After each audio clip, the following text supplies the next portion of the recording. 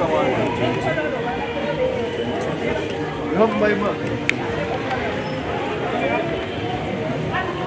once again want to welcome you and congratulate you for succeeding in the preliminary parts of the recruitment. Registration online, enlistment, going through and being on the short list. This exercise is completely free of charge. In fact, the army is eager to pay you instead, but you are not supposed to pay anything. If you have given anybody any money for this exercise, raise your hand and tell me, and you'll get your money back. Because we will capture the person and get your money out of that person and give it to you back. Because you are not supposed to pay anything. Okay? The next exercise is a medical examination. Okay? It is not a physical exercise. Okay? You are going to do a run, 4 kilometers, 4.2 kilometers run. But it's not a physical exercise, it's a medical exercise. So it is not a do or die. You are not competing with the youngest. No. Just make sure you go and come back so that you facilitate the medical examination, so that you bring out all your problems in the body. Okay? So after the run, we will take you through a medical examination, then progress with the other activities. Once again, it is not a do or die. Don't compete with the fastest. Okay? Yes, because we will examine even the last one to arrive. But don't be too slow. Okay? So basically, that is what you want to know from me. We have instructors. They are going to tell you how to go about the running exercise. Nze Major Bilal Kachamba, akulanga Amyuka omwegeezi w'eggwanga ne Minisitule y'ebyokwerinda emanyiddwa nga Ministry of Defence and Veteran Affairs. Olwaleero tuli wano mukimanyi bulungi nti twatandika okuwandiisa abavubuka abato mu eggwanga nga omwogezi w'amajje General Felix Friday we yalangirira gye buvuddeko twetaaga abantu 1,150. Twasooka tubisse mu phases ez'enjawulo. Twasooka ne bakola application zaali ez'omutimbagano ne bavaawo ttiimu zaffe ne zisootinga oba ne zisonsula abo abalina ebisaanyizo twali twetaaga. Kati kati ne tubayita ate bajje twatandike okubalabako tugende mu mutendera ogusembayo. Omutendera ogwatandika ennaku z'omwezi nga 5 omwaka guno ogw'omunaana. Ttiimu zaffe ziri 11, ttiimu 11 mu Uganda yonna ezitambula okugenda okukola omulimu ogwo. Wano ekifo kye tuyita Kampala Extra, ne muli Kampala yennyini, ne muli Wakiso ne Mukono, ne muli ttiimu eno, ttiimu namba 2 emaze ennaku 5 ng'eri Kololo ng'esonsula abantu abali mu magombola ag'e Kampala. Kati yavuddeyo ezze Wakiso. Wakiso wano tuli olwaleero tugenda kumalawo ennaku 3. Olwaleero olunaku olusooka tukola tukole mu bantu b'e Nansana Municipality, Busiro East, Busiro North, Saabagabo ne Ntebe Municipality. Era bazze mu bungi.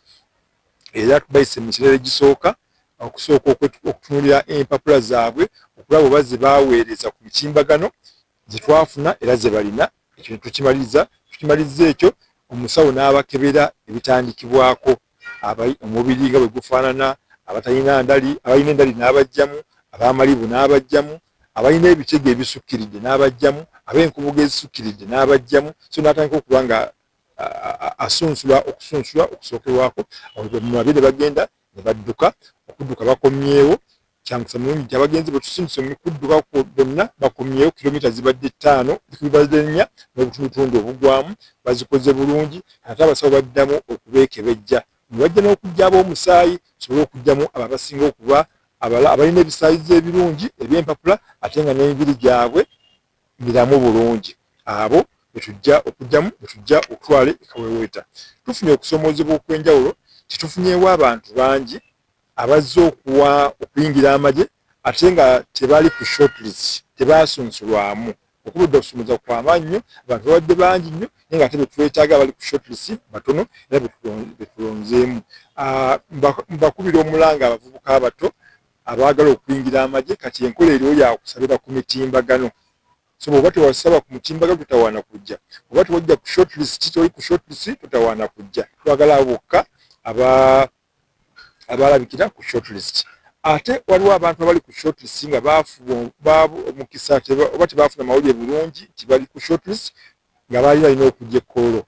Bw'obanga ozze ekkoolo nga tuvuddeyo tekigana kutugoberera we tuli, bw'onobeera ku list tujja kuwa omukisa okubanga naawe twekebejja empapula zo. Temuliimu bwe mwafunye bajja ku bantu bano ssente nokulabula kikoyinza okuwa abantu abayinza okukozesa omukisa ogwo kuba byali bya mutimbagano oli ayinza okukozesa omukisa ogwo oli okubagamba nti njabbalewo. Twafunye eggwekolo twafunayo abantu nga babiri twabakwasa poliisi abajja ku bantu ssente bajja ne bayimirira awo ensonga lwaki tulina security team egoba abantu bano bonna abatali ku ttiimu yaffe okubanga bava etukolera kubiseera ebisinga ajja n'ayogera naawe n'abakubya byakwebuuzaako nebimubuulira kati wadde n'agamba nti omukulu agambye bwati ne bwati mpa $50,000 mpa akakadde mpa $30,000 so tetukkiriza nnyo bantu kwogera naffe okujjawo kati nganze omwogezi w'ettiimu eno bajja wange sigamba nti bagenda buli wa muntu yenna okwewala abo abayinza okuva ogufuula olufuula olusuku tirikutumenti yaffe baluvudde lusuku okubbiramu bannayuganda. Twakutyewo babiri naye olwaliwo betwekebejja twagala kubetegereza bazze batya lwaki bali wano era bakolawo mulimu ki. Wano Wakiso nga yo ne Kampala mwagala w'abasirikale yonna nga Kampala yonna n'emirimu twagala abantu 714 betubadde tusuubira n'olwokuba tetunaba kubamalayo tujja kumala kutuuka mukono tusooke tulabe bameka abazze naye nga 714 betubadde tusuubira abali ku shortlist yaffe abayita okusunsulwamu okwasooka abakola application baali bangi nnyo naye abalina ebisaanyizo ebisookerwako baali abo era betusuubira naye era tetusobola kubafuna bonna olw'ensonga nti waliwo betwatera ku shortlist ate nga omusaayi gubajjeemu oba ebyobulamu bibajjeemu. So tetusuubira abantu bonna kubanga bajja ne bwe tumaliriza exercise yonna tujja kuba tubabuulira ennamba gyetufunye naye nga sofa wano nga Wakiso abantu bwe twali tusuubira ennamba gyetufunye olwali olunaku olusooka etuwa essuubi nti bonna betwatera ku shortlist bajja kubanga bajja. Nsaba abaana bonna abavubuka bonna oba yasaba oba teyasaba oba ali ku shortlist oba tali ku shortlist yegendereze nnyo abantu abayinza okubalimbalimba nti nja kuyisaawo wano nja kuyisaawo wano. Sisimu yaffe enkola yaffe ey'okuyingiza abantu mu magye nambulukufu nnyo teri mu kasente keetaagisa abasinga ebisaanyizo ebirungi bitutwala.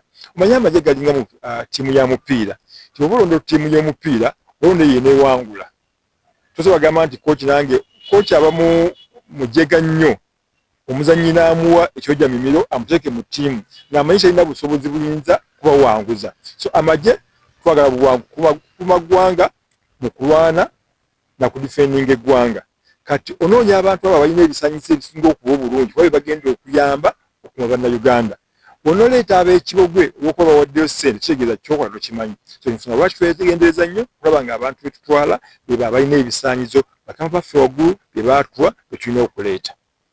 My name is Temple Amon and I applied to join army, but unfortunately I never succeeded maybe being shortlisted, though I did some arts combination.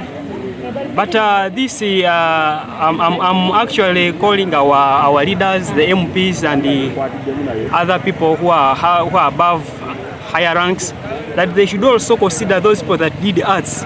Because we did this, we also went for higher institutions. Now, like I hold a degree I hold a bachelor's of laws. So we should also be considered, because why are they only taking those people that maybe did science combinations like PCAB, PCM, and such combinations like PEM. So we should also be considered. They should not categorize us as people who are privileged, actually people who are somehow like disabled. So it is high time calling upon the government plus all those people, so that we should also be considered. Because how comes that from baby class up to universities we are paying tuition, we are doing everything, our parents are hustlers? So these people should really consider us and consider us, because like there are other sectors, if you join the army, where lawyers can also be considered, and we can also do maybe those people that maybe disobey the law, we can also proceed with the cases and also present ourselves and we serve the nation. So next time, those people that are